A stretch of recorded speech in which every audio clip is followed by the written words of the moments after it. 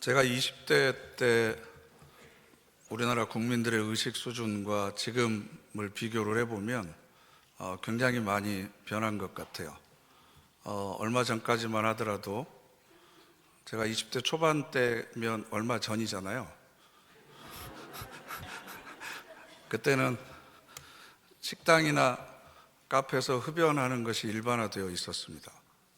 그리고 기차나 버스나 심지어는 비행기에서도 흡연을 하는 사람들이 있었습니다. 그런데 요즘에는 공공장소는 물론이고 길거리에서 흡연하는 사람들을 찾아보기 힘들 정도로 많이 의식 수준이 변했습니다. 새치기 하지 않고 줄 서는 것도 이제는 습관화가 되었고, 길거리에 쓰레기를 버리거나 침을 뱉거나 하는 사람도 찾아보기 힘듭니다. 그리고 신호등과 상관없이 차도를 무단횡단하는 사람들도 보기 힘든 시대를 살아가고 있습니다. 의식 수준이 높아졌다라고 하는 건 다른 사람을 배려할 줄 안다는 거고, 또 내 행동을 타인의 관점에서 바라볼 줄 아는, 객관화할 줄 아는 능력이 많이 생겼다라는 뜻이라고 생각을 합니다. 그럼에도 우리에게는 아직도 미숙한 영역이 있는데 그게 바로 성인지 감수성입니다. 이 단어도 여러분 많이 들어보셨겠지만, 처음 이 단어가 발표된 건 1994년에 유엔에서 제4차 세계 여성대회 때 이 성인지 감수성이라고 하는 단어가 처음 사용되었습니다.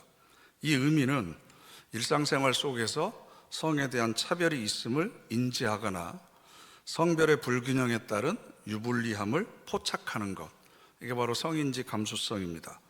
또 성폭력이나 성희롱 사건에서 가해자가 아니고 피해자의 입장에서 사건을 바라보고 이해할 줄 아는 능력, 이게 바로 성인지 감수성에 해당이 됩니다. 이것도 그 나라의 국민들의 의식 수준을 가늠할 수 있는 중요한 지표가 됩니다.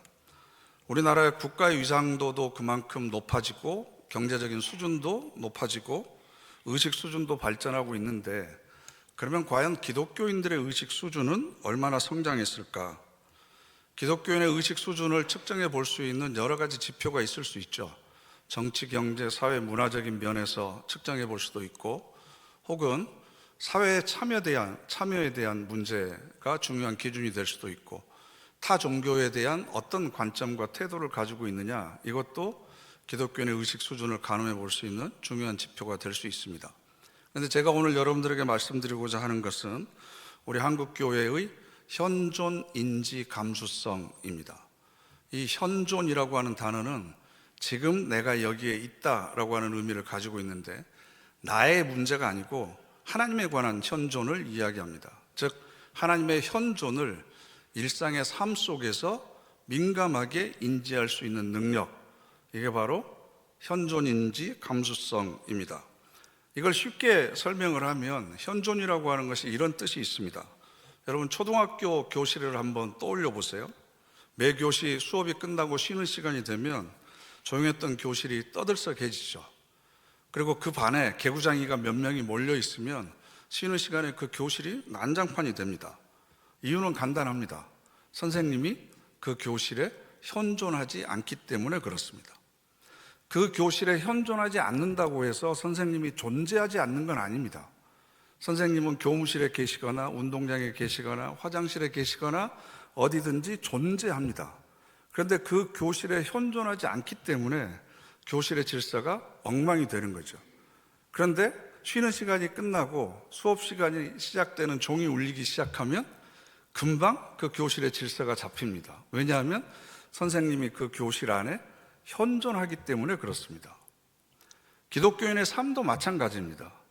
하나님이 항상 나와 함께 계신다, 현존하고 있다라고 하는 것을 인지할 수 있는 감수성이 우리 안에 예민하게 살아있는 사람은 어디서나 질서 있고 조화롭고 아름다운 삶을 살고, 어디에서 무엇을 하든지 항상 하나님의 거룩함이 그 사람의 삶을 통해서 드러나게 되어 있습니다. 그런데 하나님의 현존을 인지할 수 있는 감수성이 무뎌지면 우리가 세상을 살아가면서도 기독교인이 아닌 사람들과 우리와의 차별성이 전혀 없는 삶을 그렇게 살아가는 거죠. 지금 우리가 예배를 드리고 있는 이 시간도 마찬가지입니다. 하나님이 이 자리에 지금 현존하고 계시다. 이 자리에 우리와 함께 계신다. 그래서 우리의 경배와 찬양과 기도를 듣고 계신다라고 하는 생각을 조금이라도 한다면 이 예배에 대한 우리들의 태도도 훨씬 달라질 수밖에 없겠죠. 교실에서 선생님이 있느냐 없느냐의 차이는 실제로 선생님이 그 교실에 안 계시기 때문에 아이들이 못 느끼는 거지만, 하나님은 우리가 어느 자리에 어느 시간 무엇을 하든지 항상 우리와 함께 계십니다. 선생님이 안 계셔서 아이들이 못 느끼듯이 우리는 하나님이 안 계셔서 못 느끼는 것이 아닙니다. 하나님은 언제 어디서나 우리와 함께 하심에도 불구하고 하나님의 현존을 인지할 수 있는 감수성이 둔해진 거죠. 그러다 보니까 일상생활 속에서 차별적인 삶을 살지 못하고, 그래서 우리 기독교인의 삶이 세상 사람들에게 깊은 울림을 주거나 선한 영향력을 끼치지 못하고 있습니다. 그럼 이것을 어떻게 하면 회복할 수 있을까라는 문제의식을 가지고 오늘 마가복음 1장을 살펴보려고 하는데요. 마가복음에서 제일 처음 예수님의 기적으로 기록되어 있는 것이 1장 21절에 가버나움 회당에서 예수님께서 치유의 기적을 베푸십니다. 21절 다 같이 읽어보실까요? 그들이 가버나움에 곧 안식일에 회당에 들어가 가르치심에. 아멘. 가버나움이라고 하는 곳은 그 지명이 자비의 집이라고 하는 뜻을 가지고 있습니다. 그 자비의 집, 자비의 마을이라고 하는 동네에 예수님께서 들어가셨는데 그때가 바로 안식일이었고 회당에 들어가셨습니다. 그런데 마침 거기에 어떤 사람이 있었냐 그러면 23절에 마침 그들의 회당에 더러운 귀신 들린 사람이 있어, 이렇게 되어 있습니다. 더러운 귀신, 이때 이 귀신은 헬라어로 푸뉴마인데요, 영이나 마음이라고 하는 뜻입니다. 그래서 여기서는 귀신이라고 번역하기보다는 마음이나 영으로 번역을 해야 됩니다. 왜냐하면 우리 한국 사람들의 정서에 귀신 그러면 저는 항상 어렸을 때 봤던 전설의 고향이 떠오르거든요. 머리를 풀어헤치고 소복을 입고 입가에 이렇게 피가 쫙 이렇게 흐르고 있는 그런 귀신을 보통 연상을 합니다. 아니면 또 귀신하면 빙의 현상을 우리가 떠오르는데, 빙의라고 하는 것은 혼이 달라붙었다라는 뜻이거든요.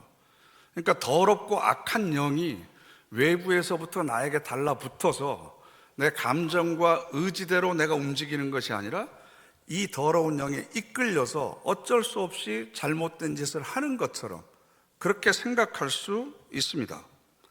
그런데 여기서는 더러운 귀신 들린 사람을 더러운 마음 혹은 악한 영에 붙들린 사람이라고 해석을 해야 정확합니다. 그래서 최근에 발행된 새한글 성경을 보면 이렇게 되어 있습니다.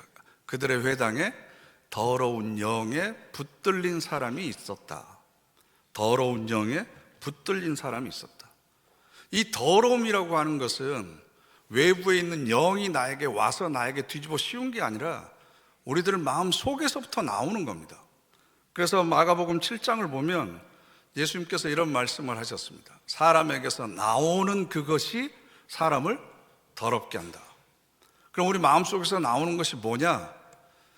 악한 생각, 음란, 도둑질, 살인, 간음, 탐욕, 악독, 속임, 음탕, 질투, 비방, 교만, 우매함, 이 모든 것들이 외부에서 우리 안으로 들어오는 게 아니고 다 우리 속에서부터 그것이 나온다. 그래서 그 사람을 더럽게 한다라고 되어 있습니다.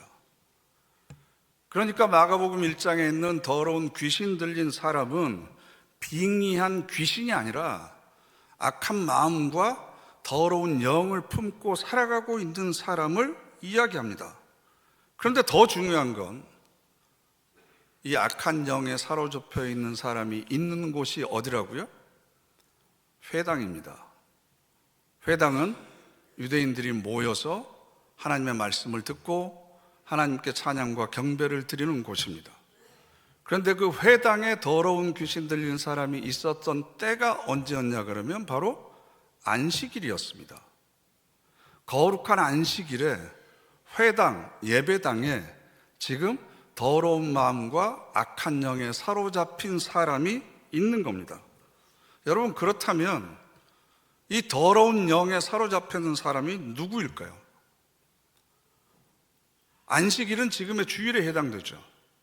거룩한 주일에 신령해야만 예배당에 더러운 영과 악한 마음에 사로잡힌 사람이 있다. 그러면 그 사람은 바로 누굽니까?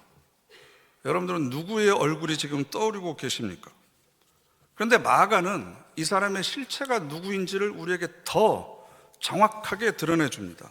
24절 말씀을 보면 나는 당신이 누구인 줄 아노니 하나님의 거룩한 자니이다. 악한 영에 사로잡혀 있는 이 사람은 예수님이 누구인지를 정확히 알고 있는 사람입니다. 하나님께서 보내신 하나님의 거룩한 자녀, 거룩한 아들인 것을 알고 있습니다. 이 사람이 주일에 예배당에 와서 예배를 참석하고 말씀을 가르치거나 말씀을 듣고 예수님의 이름으로 기도합니다. 그리고 하나님과 예수님을 향해서 거룩한 분이라고 찬양합니다. 그러면 이 더러운 영에 사로잡힌 사람이 누굽니까? 아직도 누구인지를 모르시겠습니까? 바로 저이고 바로 여러분입니다. 우리 모두가 더러운 영과 악한 마음을 가지고 주일에 예배당에 와서 하나님의 말씀을 듣고 그리스도가 하나님께서 보내신 거룩한 분이라고 하는 것을 찬양하고 있습니다. 그런데 귀신이라고 해버리면 나하고는 아무런 상관이 없는 사람처럼, 혹은 내가 귀신이 들렸다고 하더라도 내 의지하고 상관없이 내가 그렇게 하는 것처럼 핑계나 변명을 댈 수 있습니다. 그래서 이 본문을 정확히 번역을 하려면 내 속에 있는 더러운 마음, 내 속에 있는 악한 것, 그것이 밖으로 나와서 나를 더럽게 하고, 그럼에도 불구하고 우리는 하나님이 내 안에 함께 계시다고 하는 현존에 대한 인지의 감수성이 무뎌져 있기 때문에 내가 더러운 마음을 품고 악한 영에 사로잡혀서 살아가는 사람인지도 모른 채 주일에 예배당에 와서 그 입술로 예수 그리스도를 하나님의 아들이라고 찬양합니다. 마가복음의 첫 기적 이야기는 이렇게 시작합니다. 더러운 귀신 들린 한 사람, 악한 마음을 품고 살아가는 한 사람, 하나님이 누구인 줄 알고 예수가 누구인지를 분명히 알고 있는 그 사람이 바로 나라고 하는 것을 인정할 때 마가가 이야기한 모든 내용은 그 사람에게는 복음이 되는 겁니다. 그리고 그 사람은 그 예배를 통해서 깨끗해지고 치유받을 수 있는 가능성이 비로소 열리기 시작하는 겁니다. 이 이야기를 처음에 하고 나서 그 다음에 오늘 우리가 읽은 40절 이하의 두 번째 치유 기적을 이야기합니다. 40절 말씀 함께 읽어보실까요? 한 나병 환자가 예수께 와서 간구하여 이르되 원하시면 저를 깨끗하게 하실 수 있나이다. 아멘. 여기서는 한 나병 환자입니다. 더러운 귀신 들린 사람에서 시작해서 이제는 나병 환자를 고치시는데 중요한 건 와서라고 하는 동사입니다. 마가복음은 기원 후 약 70년경에 기록된 것으로 알려져 있습니다. 그러니까 예수님께서 부활 승천하신 후에 약 35년 이상 지난 다음에 기록되어 있기 때문에 마가복음에 기록된 예수님의 이야기는 대부분 과거 시제로 쓰여져 있습니다. 그런데 현재형으로 기록되어 있는 거예요.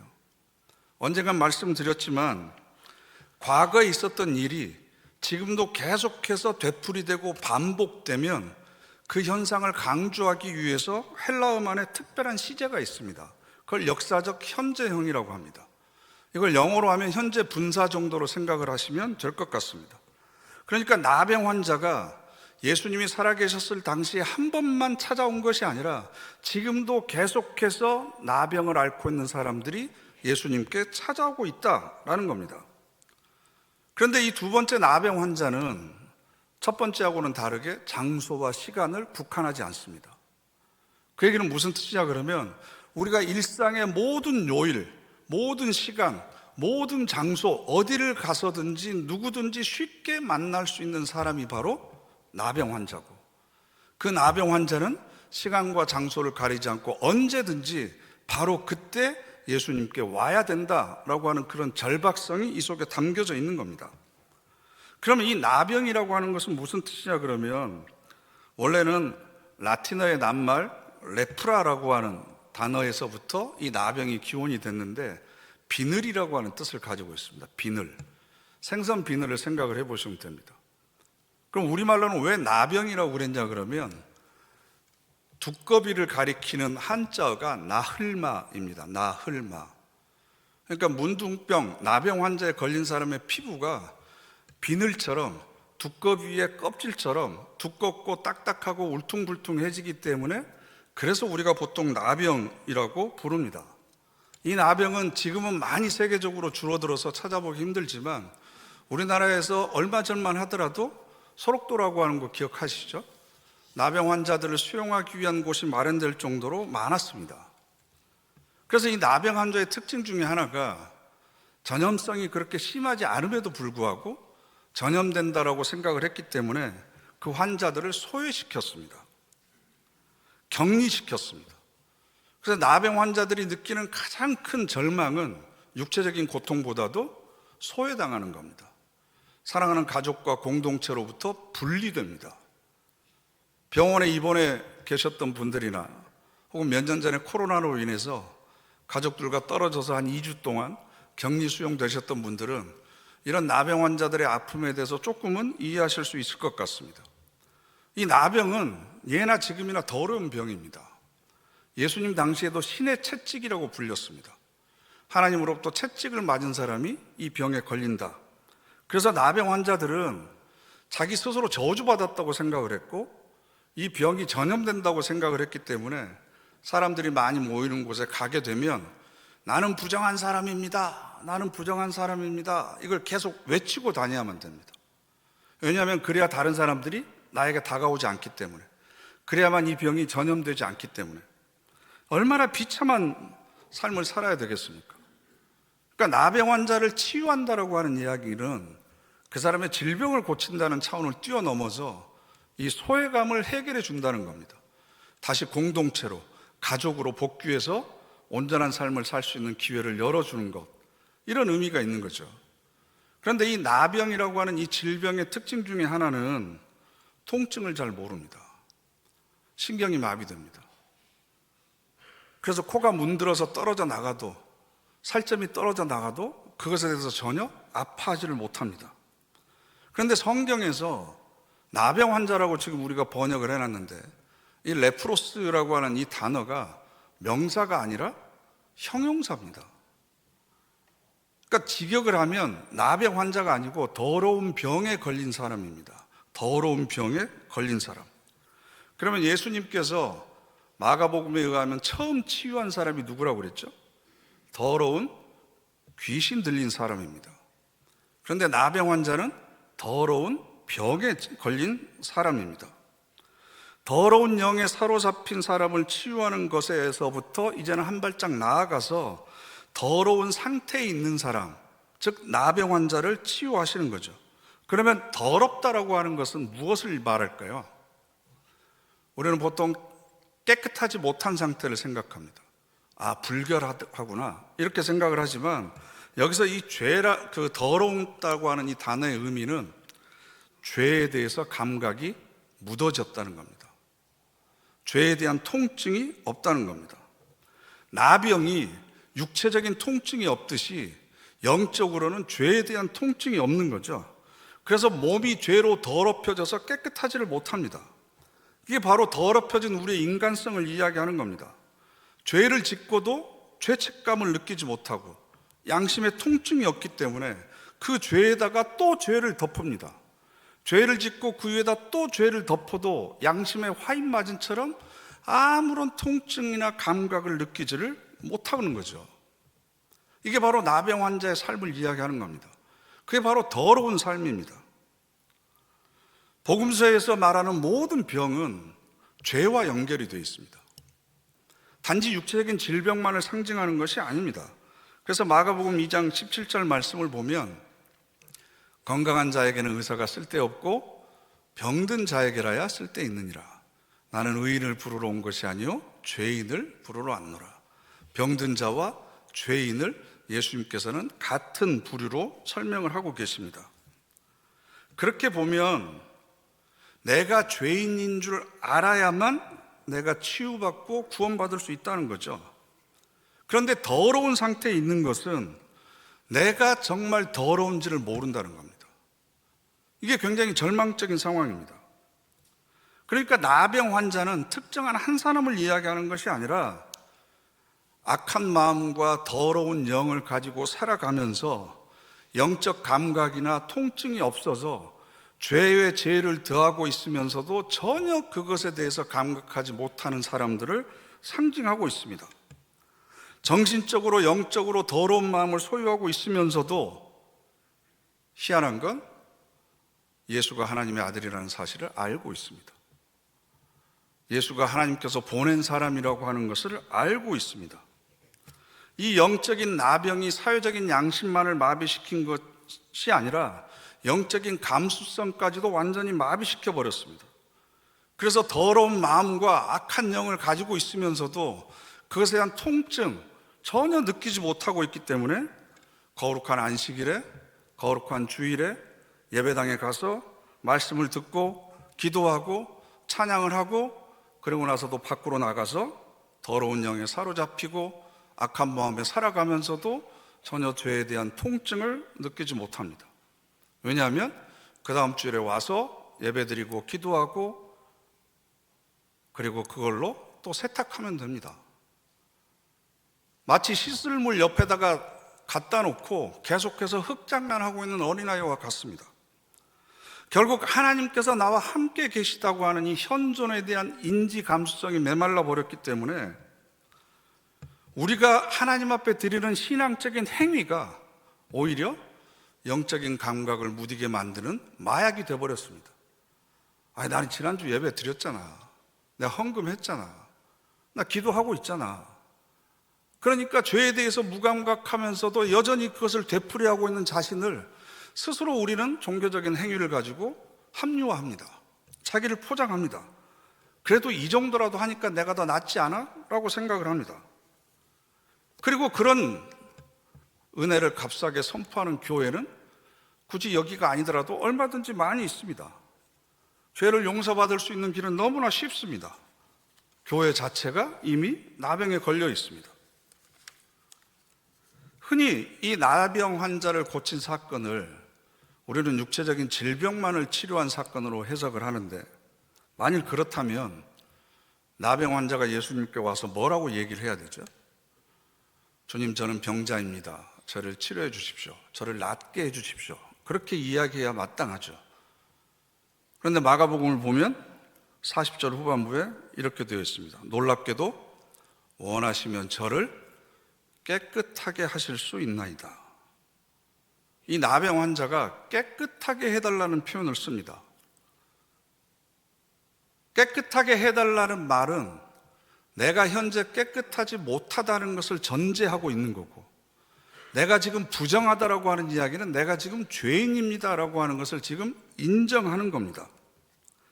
내가 죄인이고 내 삶이 부정하고 내가 악한 영과 더러운 마음에 끌려다니는 삶을 살 수밖에 없다라고 하는 그런 자기에 대한 인지가 있었기 때문에 예수님 앞에 깨끗하게 해달라고 한 거죠.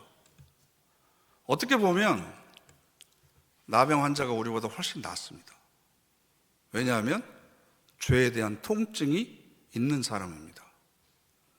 영적 감수성이 아직은 살아있는 사람입니다. 그 사람 마음속에 하나님이 현존하고 계시다는 것을 인지하고 있기 때문에 하나님의 거룩하심에 비추어 내가 얼마나 더러운 존재인지를 깨달은 사람입니다. 그래서 예수님께 와서 저를 깨끗하게 해주십시오. 깨끗하게 해주십시오. 그래서 나병 환자가 와서 했을 때 이 와서가 현재형입니다. 현재형. 지금 이 말씀을 듣고 있는 우리뿐만 아니라 어느 시절, 어느 시간, 어느 장소이든지 더러운 마음과 악한 영을 품고 살아가는 사람들은 예수 그리스도께 와야 된다. 그러기 위해서는 죄에 대한 철저한 반성적인 성찰이 있어야 되고, 자신의 죄에 대한 통증이 회복돼야 되고, 영적인 감수성이 회복돼야 되면 하나님 앞에 나올 수 있는 자발성이 생기고, 나오더라도 간절한 마음이 생기는 거죠. 지금까지는 그렇지 못했습니다. 더러운 영을 쫓아내실 때도 예수님께서 안식일에 회당에 들어가셨습니다. 그리고 그 다음 사건이 베드로의 장모 집에 예수님께서 들어가셔서 베드로의 장모의 병을 고쳐주셨습니다. 이 사람들은 자기가 얼마나 더러운지도 몰랐고, 그 더러움을 씻어야 되는지 그 필요성에 대해서도 자각하지 못했습니다. 그런데 이제는 스스로 자각하고 예수님께 나왔던 왔던 사람이 있었던 거예요. 이게 얼마나 놀라운 일입니까? 이게 바로 신앙이 성숙해져 가는 겁니다. 스스로 죄의 통증을 깨닫고, 나는 더러운 사람이라고 하는 것을 스스로 인정하고, 이것을 씻을 수 있는 곳은 주님이 계시는 그곳으로 갈 수밖에 없다는 것을 간절하게 절실하게 느끼는 사람만이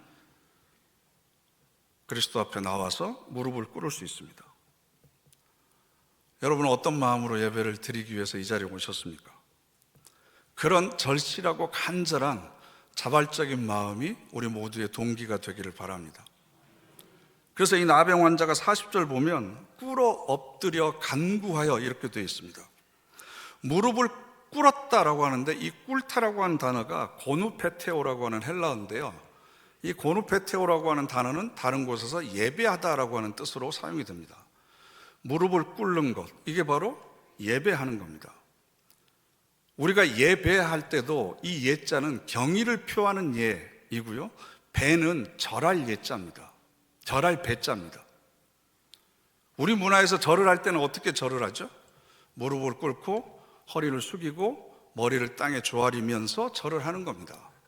예배는 무릎을 꿇을 정도로 간절하고 절실한 마음이 있을 때 그 예배가 되는 겁니다. 하나님에 대한 감수성이 깨어나고, 나를 향한 하나님의 기대와 소망이 무엇인지를 깨닫고, 그래서 내가 정말 깨끗하고 정결한 영혼을 가진 사람으로 살아갈 수밖에 없다라고 하는, 그렇지 않으면 나는 살아있으나 살아있는 사람이 아니다라고 하는 그런 처절한 자기 반성적인 성찰이 없는 사람은 예배라고 하는 것이 자신의 소원이나 뜻을 이루기 위한, 욕망을 성취하기 위한 도구가 될 수밖에 없습니다. 정말 나에게 깨끗하고자 하는 절실함이 있는가? 그런 간절함이 있는가? 그런 은혜를 내가 정말로 사모하고 있는가? 그러기 위해서는 거룩하신 하나님께서 내 안에 항상 현존해 계시다고 하는, 내 삶의 공간에 다른 어느 누가 보지 않더라도 그곳에서 하나님께서 나와 함께하고 계시다는 것을 인지할 수 있는 영적 감수성이 깨어나야만 됩니다. 그 감수성이 길러지는 곳이 바로 예배입니다. 그 예배를 통해서 우리가 깨끗해지고 정결해지는 것, 이게 바로 거룩해지는 거고요, 그 거룩한 마음이 길러지는 것, 그게 바로 성령이 충만한 겁니다. 성령이 바로 거룩한 영이죠. 더러운 마음, 악한 영이 아니고 거룩한 영이 거할 수 있는 장소가 내 안에서 더욱더 확장되는 것, 이게 바로 거룩한 마음을 품고 우리가 살아가는 거고요, 이렇게 거룩한 마음과 깨끗한 영을 가지려고 점점 성숙해져 가는 사람들을 우리는 성도, 거룩한 무리라고 부르는 겁니다. 물론 완성되어 있는 사람은 없습니다. 나는 그래도 거룩해, 깨끗해라고 여기는 순간 그 사람은 바로 더러운 영과 악한 마음을 품는 나락으로 떨어지는 겁니다. 끊임없이 우리는 내 스스로를 깨끗하게도록 유지하기 위해서, 보존하기 위해서, 그래서 하나님께서 내 안에 머무르실 수 있는 장소를 마련하기 위해서 예배를 드리는 겁니다. 그래서 예배의 가장 큰 목적은 정결한 마음과 영혼으로 하나님의 은혜를 사모하고, 그 하나님의 영이 언제 어디서나 내 안에 현존할 수 있도록 내 영혼을 깨끗하게 하는 것, 이게 바로 우리가 하나님 앞에 예배를 드리는 가장 큰 이유입니다. 더러운 영과 악한 마음으로 내가 살아가고 있구나. 그럼에도 불구하고 내가 얼마나 더러운 존재인지 모르고 주일날 예배당에서 찬양과 기도를 하면서 예수가 그리스도이신 것을 고백하는 사람이 바로 나이구나.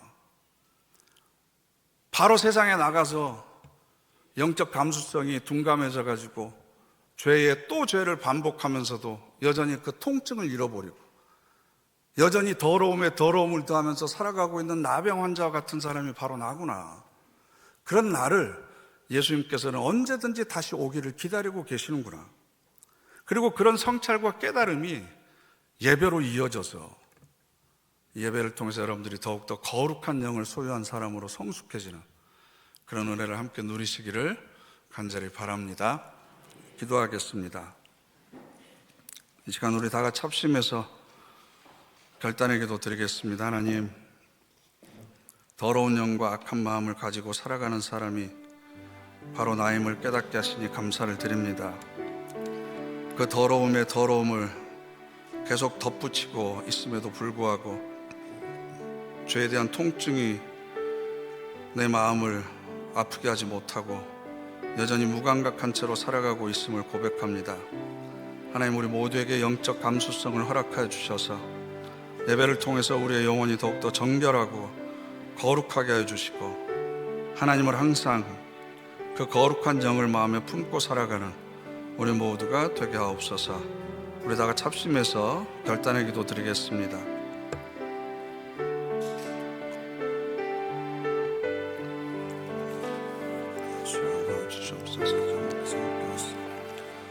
주님을 품어주시고 온전케 하시고 회복시켜 주시옵소서.